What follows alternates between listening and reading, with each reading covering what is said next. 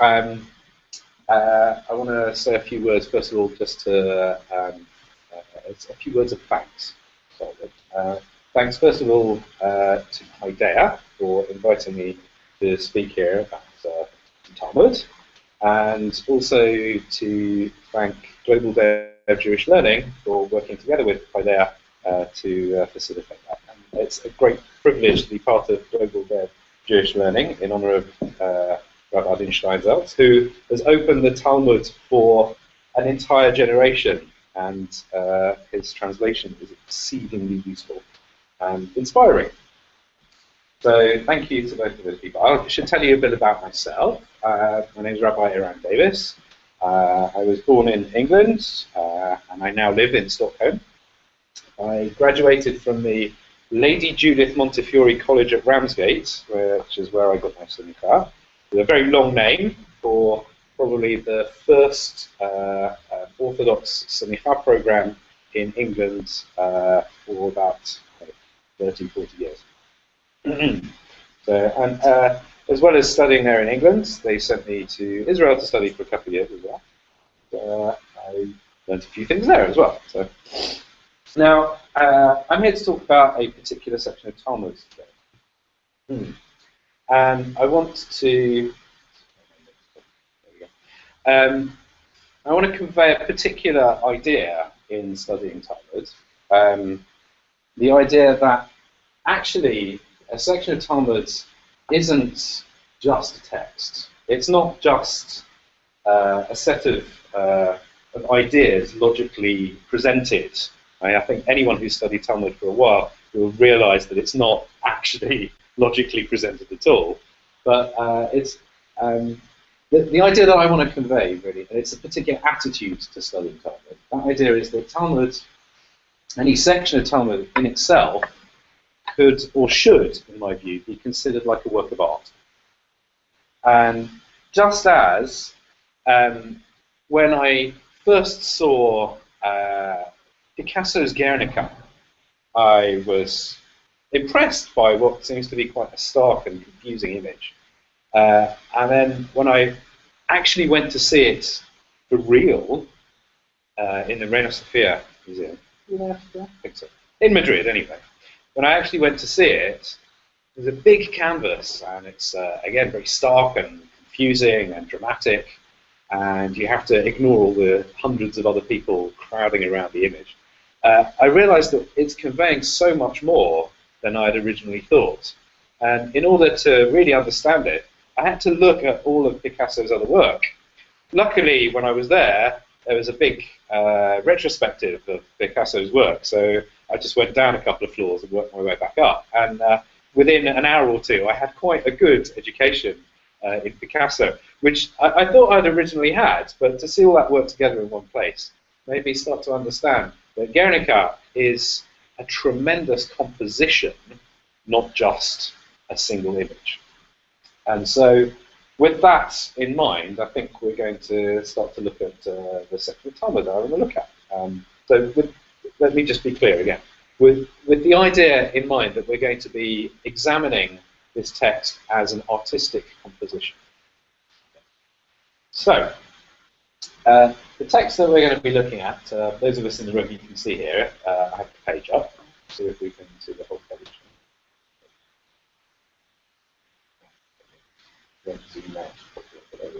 So this page is page 29b of Masechet Menachot, and it's a rather beautiful page actually, just because if you look at the Tosafot section over here on the right, you can see that they have quite an extensive attempt to find out what the Gemara might be talking about in our Talmudic section about the forms of letters. So the context here is that the letters of the Torah themselves should have certain forms, and some of those letters, denoted by the mnemonic Shatnez Guts, are required to have 3 tagim upon the heads of those letters. So you can see on the right-hand side of our page there, you can see there's a Zion that's shown with these three tugin, these three little thorns, three little sticky up bits in various configurations. I'm not talking about that now.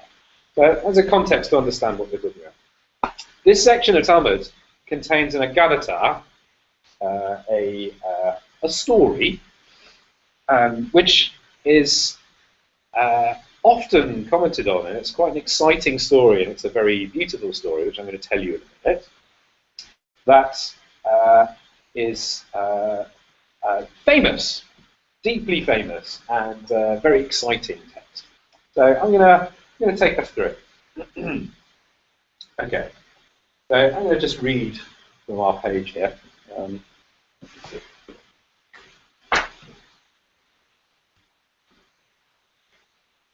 Okay, so you can follow me from, let's see how many lines that is. 3, 6, 9, about 9 lines down. Yeah, 9 lines down. Okay, so Amar Rav Yehuda, Amar Rav. Rabbi Yehuda said in the name of Rav, B'sha'ah she'ala Moshe l'marom. At the time that Moses went up to the high place, where he went up to meet God in order to have the Torah dictated to him.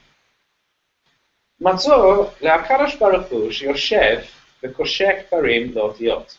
He found that God was sitting and tying crowns to the letters of the Torah. He said to him, Amar Afanav, he said before him, Ribono shel olam, creator of the universe, mi me'akev al yadecha. Who is holding back your hand?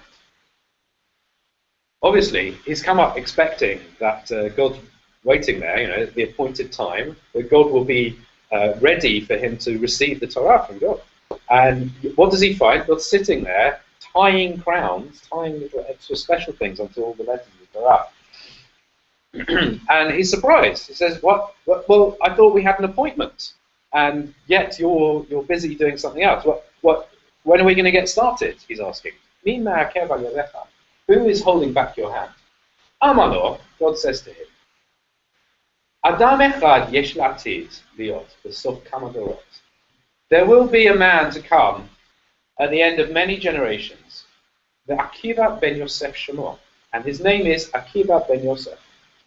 She'atid lidrosh al kol kotz v'kotz tilin shel halachot. And he will come and he will expound upon each and every thorn, each and every one of those little sticky up bits that I'm tying onto the letters, piles and piles of halachot. Amar Afanav, Moshe said to him, Ribono shel olam, creator of the universe, harahu li, show him to me. Obviously, he wants to know, who is this guy who's holding back God's hand? It's so important that God needs to finish this bit before he can actually give the Torah. Show this man to me. Amalo, God says to him, Chazor la'achorecha. Turn around. Look behind you. Halach v'yoshev b'sof shmona shurot. He went and he sat at the end of the 8th row. So it appears suddenly that he's travelled forward in time. Just by merely turning around, he has travelled forward in time to the time of Akiva ben Yosef, Rabbi Akiva. And he's sitting now at the back of the 8th row, in the Bet Midrash of Rabbi Akiva.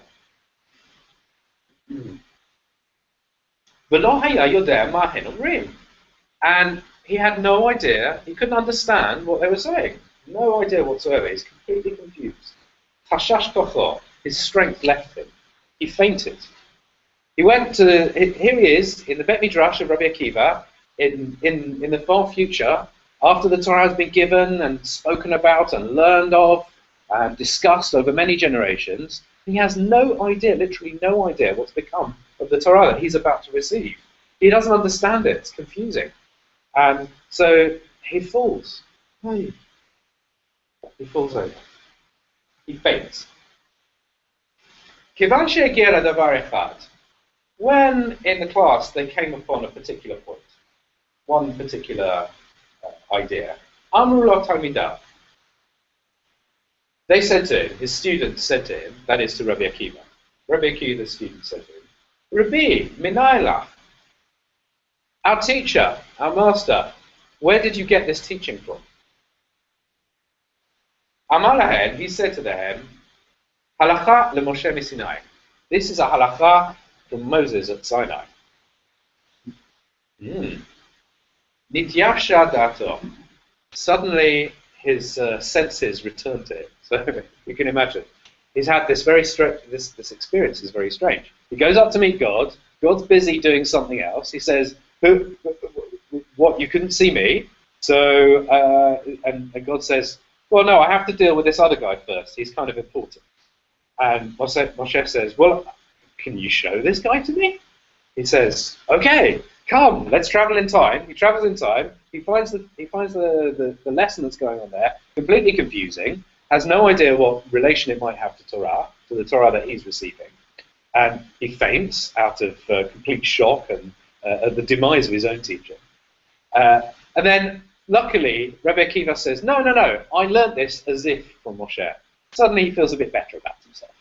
He wakes up. Chazar,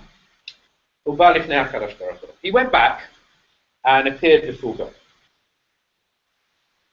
Amar lefanav, he said before him, Ribono shel olam, creator of the universe, yesh lecha adam kazeh, va'ata noten Torah al yadi. You have a man like this Akiva ben Yosef, this clever guy who can expound upon each and every thought on the letters of the Torah, and you want to give the Torah through me? That's confusing. He's much cleverer than me. Why don't you just, jump over me and give it to him?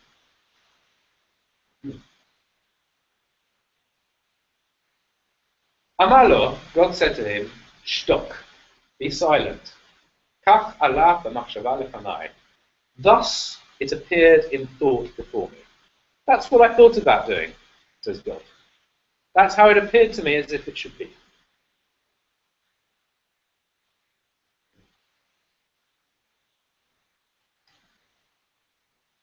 Amar lefanav, Moshe said before God, Ribono shel olam, creator of the universe, hariteni Torato, you've shown me his Torah, hareni skaro, show me his reward. So here's this guy who's going to teach this incredible Torah. I want to know if there's something in it for him to be this great teacher of Torah. What reward does he get? So I can maybe think, if I'm Moshe, what's in it for me if I'm going to actually finally receive this Torah? Amarlo, he said to him, Chazul la'achorecha, turn around, look behind you.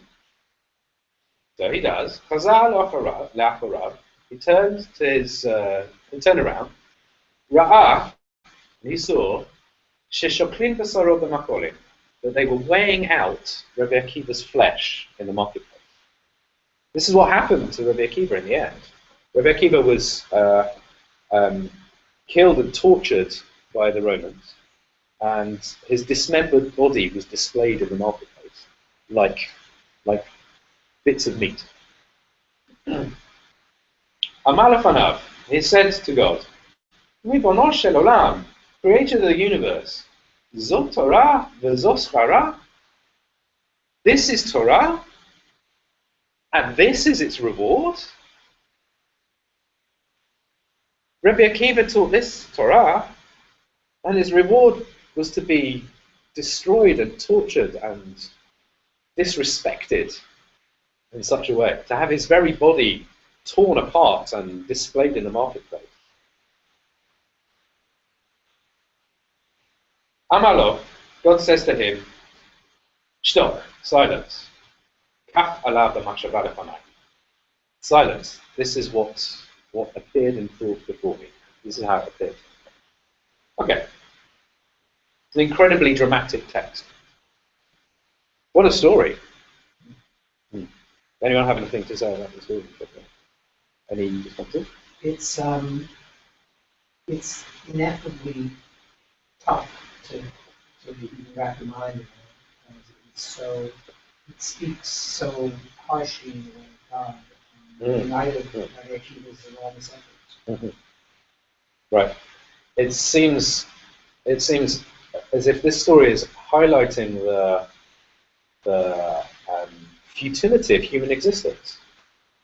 That why would we bother? Why do we bother going through all of this stuff? Even to the extent that Rabbi Akiva, this incredible person, will just be disrespected and destroyed and tortured in this most awful way. And who's in charge of all this? Apparently God. Apparently God had this idea to do this right from the beginning. Shtok, silence. This is what how it appeared thought before. It's terrifying. Terrifying. Anything else? No? Okay. It's shocking. It is shocking. But the thing is, the story is, depending on how you present it, can actually just be a bit more fun or a bit more shocking. I'm choosing to emphasize the shocking nature of it. It is fundamentally a shocking story. But there are some fun bits about it. First of all, just the image of Moshe going up to Har Sinai, and he sees God is busy doing something else, and he's like pulling on his arm, you know. Excuse me, do we have an appointment? Shouldn't we be like doing the Torah thing? That's kind of a funny image. The relationship between God and Moshe is like very friendly in a way, like almost collegiate. And although he speaks to God in the greatest terms of respect, creator of the universe. And God, on the other hand, seems to be talking to Moshe like as if they're watching a movie, and if you ever like watch the movie and the person you go to the cinema with, what's going on? What's going on? I don't understand. Shush, shush, we're watching the movie. It's almost as if God's saying, I don't know what happens next. Shush. That's another way of looking at it. That's Yes? really not the way we speak to great leaders who sort of all of this from you could Right, well, and here's the point. Here's the point. Moshe has already been through this incredible narrative of leadership and challenge and transformation. Now he's about to receive the Torah. It's like this is the high point, the climactic moment of the whole process. And now it feels a bit, like, well, what's the point? What's going to be the point of doing all this? I thought you could have thought that receiving the Torah would somehow make the world a better place, but apparently not. In fact, it makes it even more tragic in a way. Okay, so that's where we're at with the story for the time being. So I want to just show you what I've done with the text, just to start to pick apart the text as one would a compositional piece of art. Okay, so what I've done is just I've just coloured the various voices. Okay, so we have the black print is the text of the narrator, yes, and the blue text is the voice of Moshe Rabbeinu. The green text is the voice of God. The purple text, I don't know why I chose purple, but the purple text is the voice of Rabbi Akiva. Rabbi Akiva's students. They say one thing, and Rabbi Akiva himself is in red, and he only says one thing as well. And then we continue to see as the words of Moshe and of God. Okay, now, so there are a couple of observations that I've made through looking at this text over a number of years, actually. And I think this text, actually, Gila Fine was speaking about this text last night, and many people have written extensively on this text and talk about it often. I think actually it's such an incredible artistic composition, just like Guernica. You could look at it for hours and hours and hours, and years and years and years, and you'll find new things in it all the time. So, what my primary task here today is just to take you through some of those observations that I've made about the the composition and the use of language. And the first one I want to talk to you about is kind of a surprising thing, for us at least. We are conditioned into a particular worldview because we've grown up in Western Europe. And so if I just ask you guys, what would be the metaphor that you would use for going to the future? Would you think that it's a good way to describe going to the future? Say, look behind you. No, right? The opposite. Forward. Forward is the future. That's how we're conditioned to think. Forward is the future, not behind you. Right? So within this phrase, so when God tells Moshe to travel in time, he says, "Chazor la'achorecha."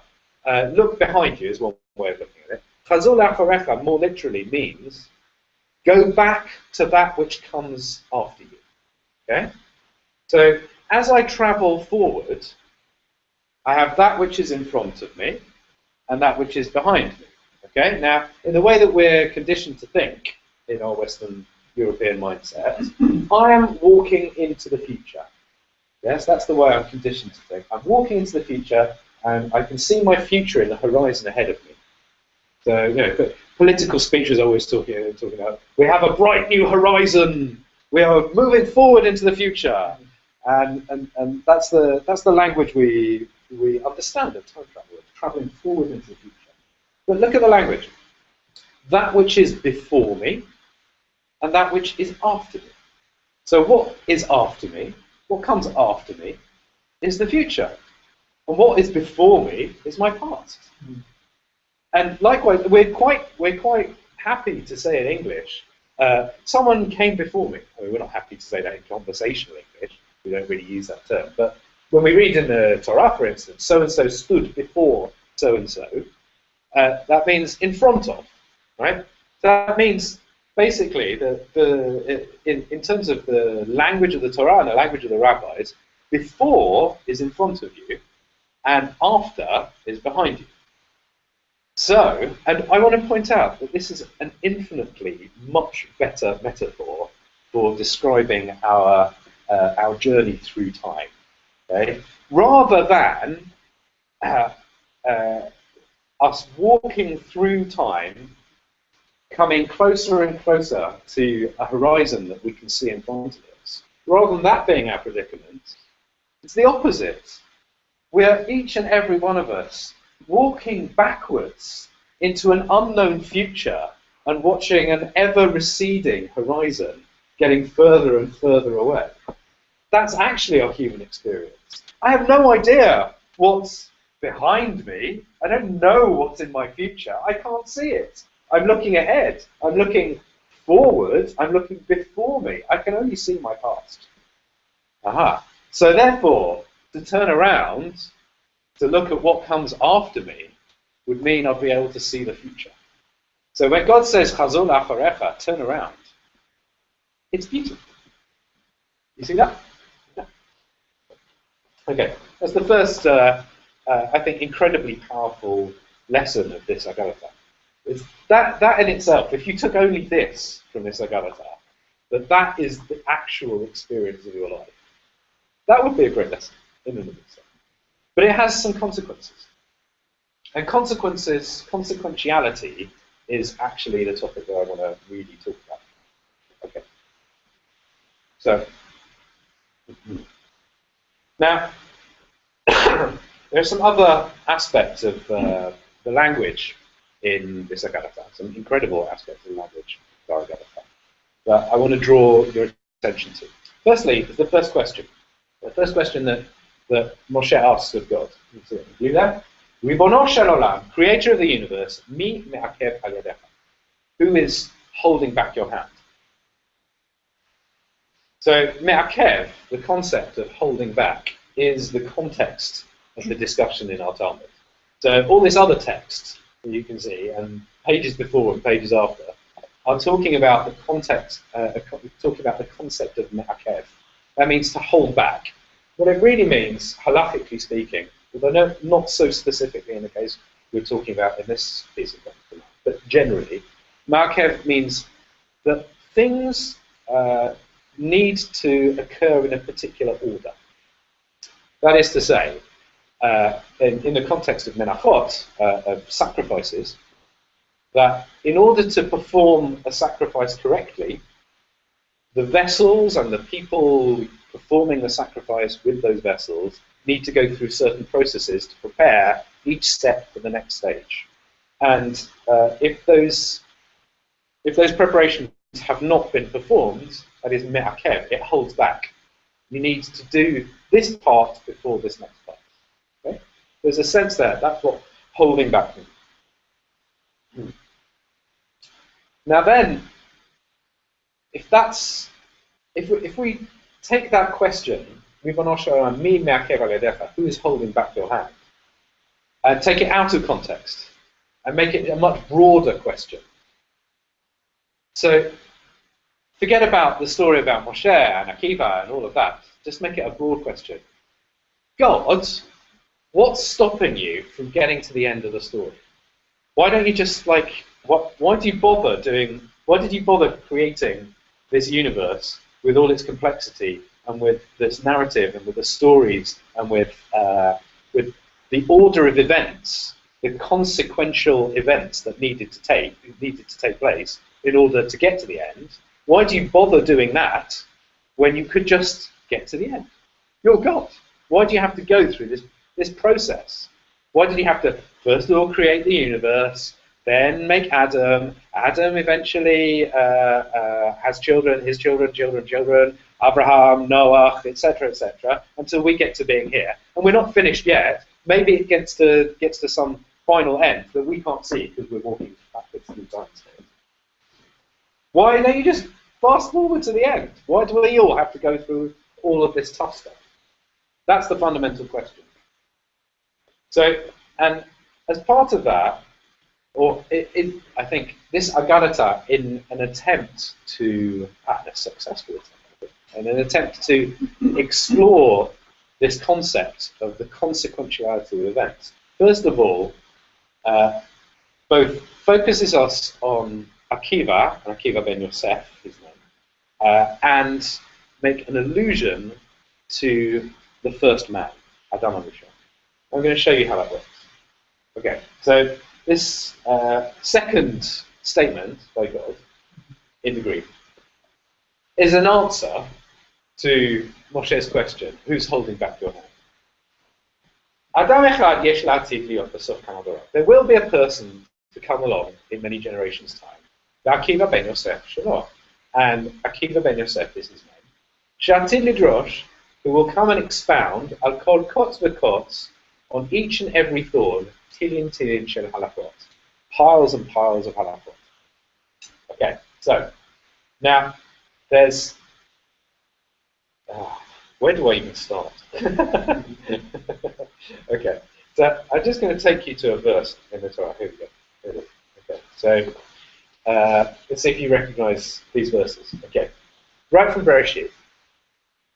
Vayomer Hashem Elokim, God said, El Anachash, to the snake. Ki asita zot, because you've done this, arurata, you will be cursed, mikol habehma, from all the animals, mikol chayat hasadeh, and from all the creatures of the field. Al gofnacha telech, on your belly you will walk, ve'afa tochal, and you will eat dust, kol yemei chayecha, all the days of your life. Ve'eva asit bencha uben haisha, and I will make an enmity. Yeah, I'll make a negative relationship between you and the woman. Uben zaracha uben zara, between your seed and her seed, between your children and her children. Hu yishufach rosh, he will tread on your heel. Ve'ata teshufech eke, and you will bite at his heel. Okay. El Haisha Amar, and to the woman he said, Harbe arba etzbonech, v'haronech, ve'etzev tedei banim, ve'elishech teshukatech, v'hu yushalba. I'm not going to translate that, I'm going to move on. Well, Adam, and to the man, Amar, he said, Ki shamata lekol ishtecha, because you listened to the voice of your wife, v'tochal min ha'etz, and you ate from the tree, asher tziviticha lemor, upon which I commanded, saying, Lo tochal, don't eat mimeno from this. Arura ha'adama ba'avurech, the earth will be cursed on your account. Ve'ezvon tochalena kol yimei chayecha. In suffering, you will eat from it all the days of your life. And furthermore, v'kotz v'darda tatzmeach lach, and thorns and thistles will come forth for you. Ve'achalta et esev hazadeh, and you will eat the grass of the field. V'ze'et apecha tochal lechem, with the sweat of your brow you will eat bread. Ad shuvacha al hadamah, until you return to the earth. Ki mimena lakachta, from it I have taken you. Ki afarata vel afar tashub. You are but dust, and to dust you will return. Okay, there's two words in this text that really come out for me, and I've emboldened them in the text. The word ekev and the word kotz. So kotz you recognise from our Gemara. Said kotz hang on, let's put it easier. So kotz v'darda, thorns and thistles will come out of the ground. And here God says to Moshe that there will be a person in the future coming. His name is Akiva ben Yosef, and he will expound on each and every thorn, tilin shel halachot, piles and piles of halachot. So there's the idea that the composer, the author of this Agadata, was not aware of the sense of the word kotz in terms of Adam Harishon and the curse of Adam, so to speak. It's ridiculous to suggest that he didn't know this pasuk, right? So in writing this pasuk, in writing this Agadata, he, in some way at least, is referring to the pasuk.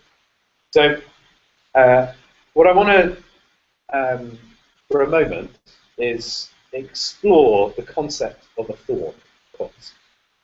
And I want to relate it to two concepts. One is the concept of ekev, a heel, and also to the concept of me'akev, holding back. Now, me'akev and ekev are not spelled the same. They both begin with ayin, but one is with kaf and the other is with kuf. So I'm not suggesting that they mean the same thing. However, there is a relationship.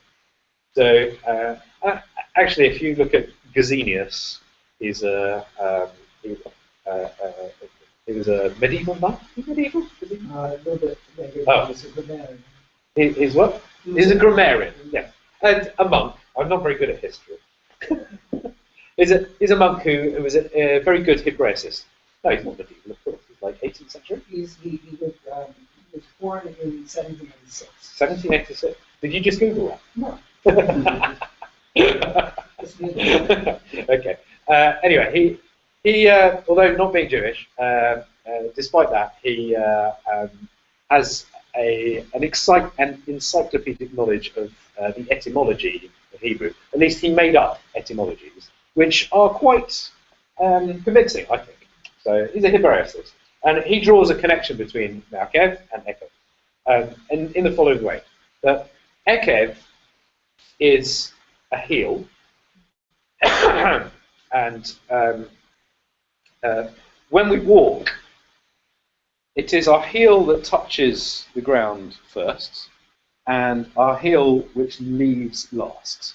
So it's a bit difficult for everyone to see, but as I walk, my heel touches the ground first, and then that heel leaves last. And each heel goes one after the other. So a heel catches one after the other. A heel implies consequentiality, step by step. And the shape of a heel is, I'm just going to do that shape here with my hand. This is the shape of a heel. It's shaped somewhat like a thorn. And more than that, what holds me back is my heels. What keeps me, well, if the last thing to leave the ground as I walk along, what would be holding me back if I wasn't going to move would be my heels. And if I walk through an area filled with thorns, I'm being held back by things that have a similar shape as my heels. So there's at least I can make an artistic allusion between thorns and heels. What about the story of Esau and Jacob? When they're in the valley, and right. Jacob catches onto Esau's heel. Yes, he's holding onto his heel. But again, I think that's exactly what we're talking about. Yeah. So that one thing comes after another. That's the whole concept of ekev. And the word ekev itself in Hebrew means consequentiality. It not only means heel, but it also means consequentiality. So Gesenius draws this parallel and says there is a possible etymology to me'akev, which is holding back. Okay. At least it's what we call an alliteration, right? Ekev, me'akev. Different chord sound. Okay. And furthermore, Moshe himself has a relationship with thorns as well. The first time he gets called by God in the bush, in the burning bush incident, the bush itself, the Seneh, is identified by later authorities at least as a bramble bush, a blackberry bush, a thorny bush. Mm-hmm. So for me, I'm starting to see, maybe I'm being creative, but I'm starting to see a particular kind of content in our story, which is about thorns and holding back. And so if thorns, consequentiality, and holding back are all related concepts, then maybe that means something different with this pasuk in Bereshit, where on initial reading, Kotz v'darda tatmeach, thorns and thistles the earth will bring out for you. On the face of it, we initially read that to mean that the earth is an arid and dry place, and no matter how hard you try, it's only going to bring up thorns and thistles. You might try and grow whatever kind of crops you want to grow, but you're still going to get these nasty little spiky things that are going to keep on growing. That's what it means on the face of it, but in a more abstract and a more emotional sense, it means, for me at least, that life will hold you back. That life will, that no matter what you try and do, nothing will happen unless the things that need to happen beforehand will have happened. So life is a continuing process of being held back. Nothing can happen until the next thing, until the previous thing happens. Okay. So now, again, I want to just draw you to a really beautiful idea that's in this piece of the text. So, Akiva ben Yosef, Shamor, Akiva ben Yosef. So, his name, you can see there's at least, again, an alliteration. I'm going to make the audacious claim that Akiva's name is rooted in the same meaning as Ekev, as heel. So, Akiva could mean holding back. Yes? And Ben Yosef, the son of Yosef. Yosef means to gather, to collect. And what does kotz v'kotz, tilim, mean? On each and every thorn, on each and every ekev, if I've made that connection, piles and piles, gatherings and gatherings of halachot. So Akiva's name himself, his very name, relates to this idea of al-kotz v'kotz, tilim shel halachot. Okay, hold that in mind. I'm going to move on a little bit. Okay. So now, maybe I just need to underline that idea before I move on, just so it's in your mind. Okay, so I'm just going to underline it. So the idea that a thorn and a heel are related, and that means the concept of holding back a thorn and the concept of consequentiality, each thing needs to happen in a particular order, those are related concepts, really. And more importantly, me'akev, the idea of holding back, is that each thing needs to happen in order, is an overarching principle or an overarching idea that covers these two ideas, ekev and thought. So just hold back. And furthermore, Akiva ben Yosef, his name, is indicative of this process. So now if we look at the voices in our Gemara, in our Agadah, I think we can characterize those voices as very different approaches to the issue that we see in front of us. The issue is twofold. Firstly, that everything in history, in the universe, everything in human existence seemingly needs to take place in order. That nothing can take place until the circumstances for that event to take place have been prepared for it. That's human experience. But that means horrible tragedies occur constantly. And the aims and objectives of human beings are constantly being thrashed against the rocks of destiny. That is the human condition. That's the human condition that we just found described in the verse in Bereshit. Kots v'dardar, thorns and thistles. You might have incredible plans as human beings, but the ground is only going to bring up thorns and thistles for you. So we have three different approaches to what essentially is the problem of theodicy. Why do bad things happen to good people? So if we look at those approaches individually, let's look at Akiva's approach. So Akiva, he's very clear in his mind, as far as I can see in my imagined discourse of this Agadah. He's very clear in his mind that everything is as it should be, to the extent that when, and I didn't tell you this bit, when the Romans tortured him, they tortured him by using iron carding hooks. You don't want me to tell this? This is gross, horrible.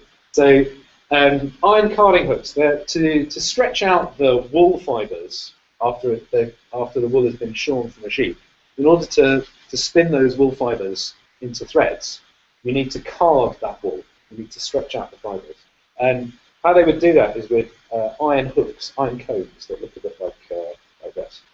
And so what they did with Akiva is they strung him up upside down on a wooden frame, and they took those iron carding hooks and they combed the flesh off his bones.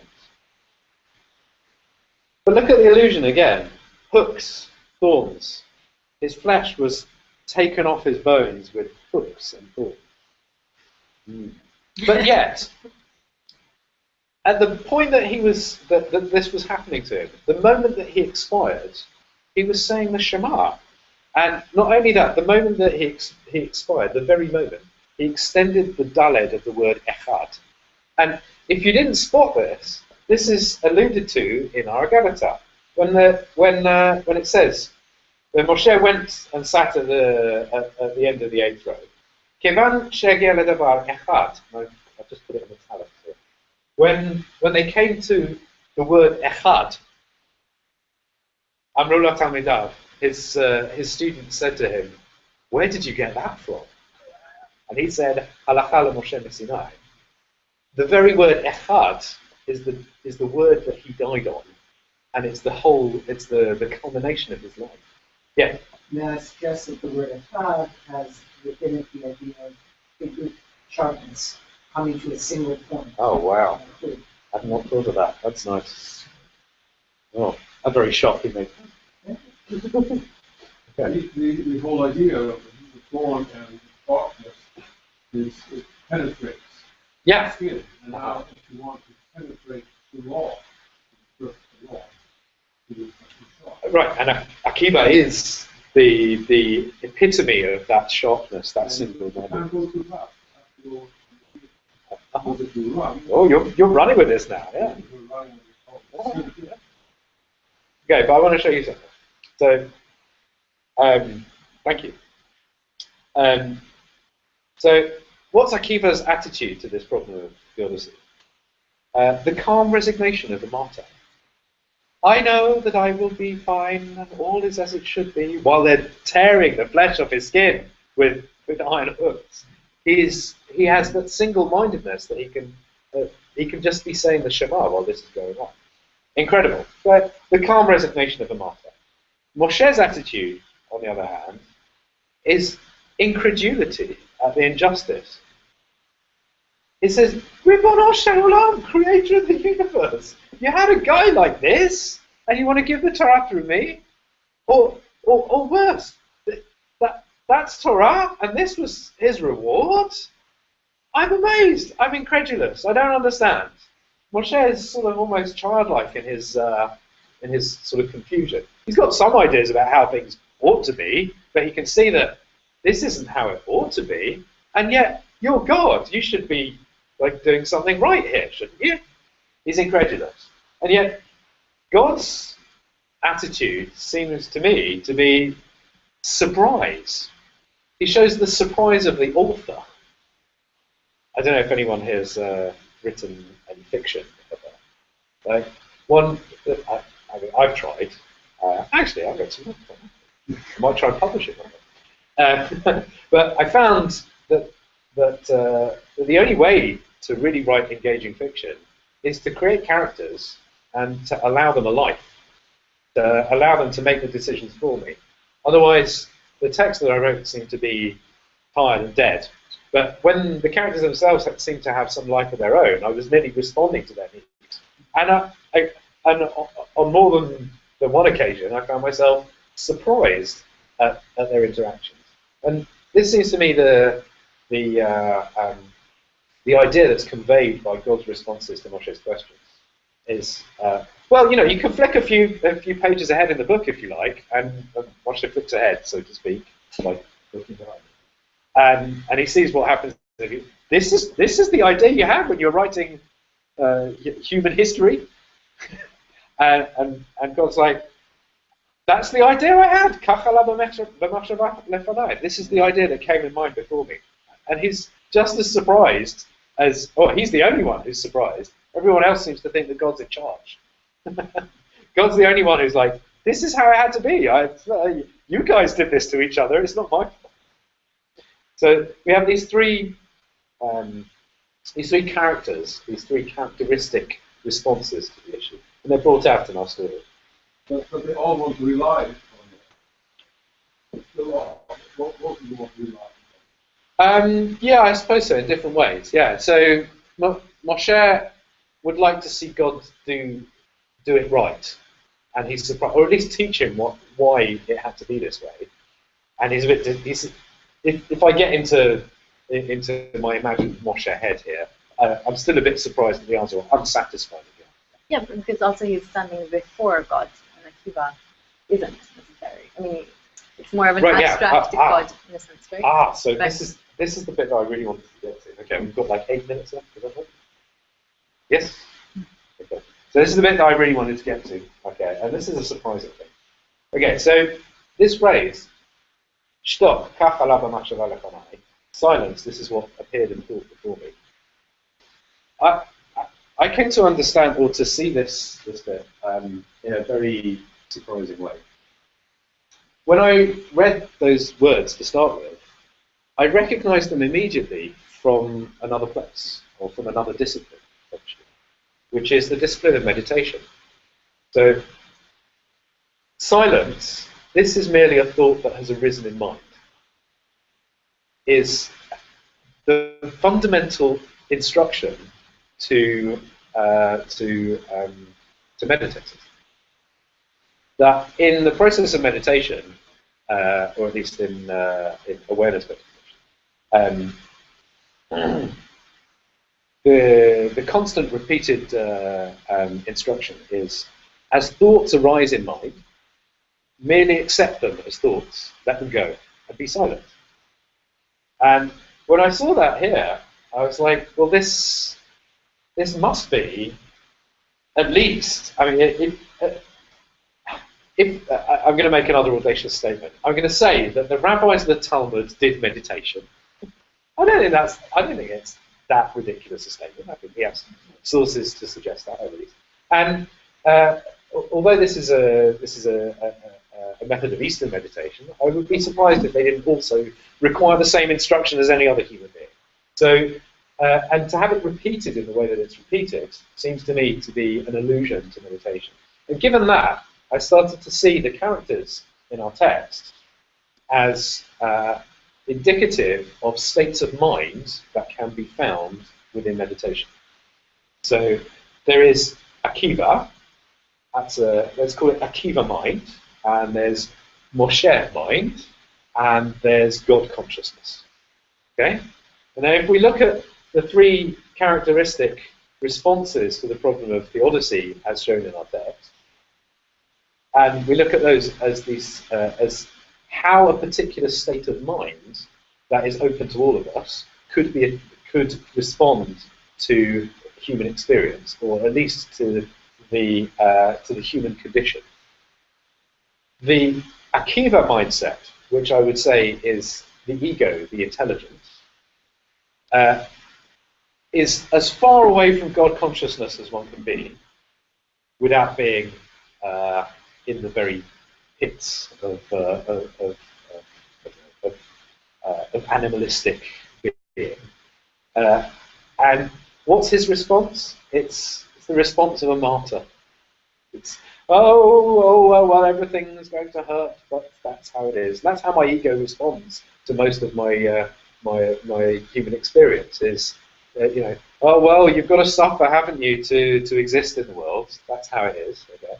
Now, then Moshe consciousness, face to face with God, but not God consciousness itself, sees human experience with a childlike incredulity and asks questions of it. But nonetheless, the answer to it is silence. This is merely a thought that arose in mind. And finally, the God consciousness is total equanimity. That which is because it needs to be. It merely is necessity. Say again? And so that leads to a potential understanding of the process of meditation, quite a powerful one, which is my late father was always asking the question, who meditates? So if you have experience in meditation, some of us may have actually succeeded in meditating for maybe 5 or 6 seconds in the last 40 years. There comes a point where you actually do the thing called meditation, where you're not actually thinking any thoughts at all.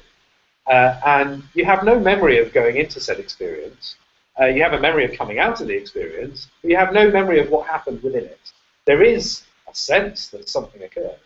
And I think, so, and you're left with the question, so who was there? If I'm not there, if my ego, my I, isn't there, then what experienced this thing, which I can't experience because there are no words with which to experience it? And so the answer, according to my reading of our Agarata, is who meditates? God meditates. It's a really powerful idea. Anyway, yeah, I'm going to finish up. I think we have a couple of minutes. I'm going to finish up with this. Okay, so I've written this. In short, this evocative and terrifying Talmudic passage is deeply rooted in a rabbinic understanding of the human condition. The alliteration of Me'akev and Akiva links us to the whole sense of the word Ekev. At once the heel that is the serpent of forward thinking, at once the heel that the serpent of forward thinking bites at, holding us back from action, and the Ekev of consequence. Each event takes place before the next, an inexorable sequence of consequential events. Why must everything be so? Because that's what God thought up. The pointlessness of human existence, sorry to be down, the pointlessness of human existence is shown all the more starkly by Akiva's fate. Not only was his flesh torn by iron hooks, but that very flesh was weighed out in the marketplace. Here today, gone tomorrow, like so much mincemeat. We came from nothing, and we go to nothing. Our short time here, merely an exercise in gathering thorns and thistles. Akiva ben Yosef's name bears testament to it. In our story, Akiva seems the most certain that all is as it should be. Moshe is incredulous of God's seeming indifference to the injustice of it all, and yet God himself is almost childlike in his spectatorship, urging Moshe to be quiet, like one would an exasperating friend at a meeting. Okay, so thank you all for your time, and I'll leave it open to questions.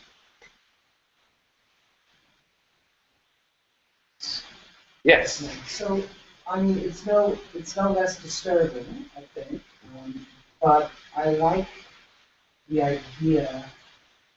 It helps that these characters seem to be paradigms for meditational approaches. I wonder if you could say something about the spiritual development of Moses, because Moses, as you know very well, begins life with the least God consciousness of any human being on earth. He has to be told how to behave in shul. Take your shoes off. He doesn't even know how to behave in shul.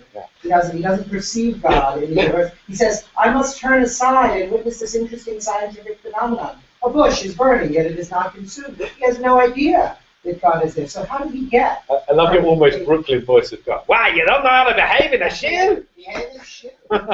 Yeah, so how did he get to that point? Because, because I think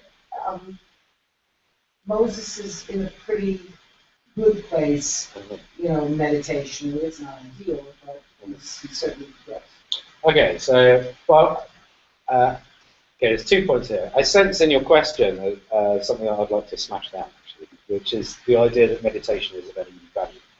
And that meditation actually makes you like a better person or develops you in any way. I'd like to really challenge that idea. I don't think it does. Okay. But I don't have any assumption. But nonetheless, it's still a good thing to do. But more on that in another session on meditation. But I think the key part of Moshe's character, which is actually explored in this, but not explicitly, is what's mistakenly called humility. So It's objectivity. right, yeah. So people say, there was no more humble man than Moshe, and I forget the Gemara. Writing that about yourself. Right. Not only does he write it about himself, but there's a Gadata that I can't recall where it is at the moment, where again Moshe is up on Har Sinai, and he asks God this question about a particular halakhic objective, and God says, "Wow, well, to answer that, I'm going to have to show you the most humble man in the universe." And Moshe says, "That's me." Okay, but in that story, which is funny, like to us, it's when we say humble, we think it means self-abnegating, right? But humility, anava, is actually objectivity is a good word, but I think it's what's the word? Not consistency. It's integrity. Integrity. Holistic. Right. So it is. I am what I am. I'm not going to pretend to be something that I'm not. So that kind of comes across as an almost childlike attitude here, or the incredulity. Like, so you've shown me his Torah, now show me his rewards. Right. Like, would you really ask that? God's about to give you the Torah, and you're like, so what's in it for me? He means it. So what's in it for me? He's not being false about that. Yeah. It's like, if I get to see what happens to Akiva, maybe I'll be a bit more into this. But he's not lying. The reason that he can be as close to God as he is capable of being, face to face, is because he's honest. Well, God is one. God is sharpened to a particular point. God is what God is being what God has become. Right? Yeah. But Moses is similar, that in a way, Moses is, we talk about people being created in the image of God.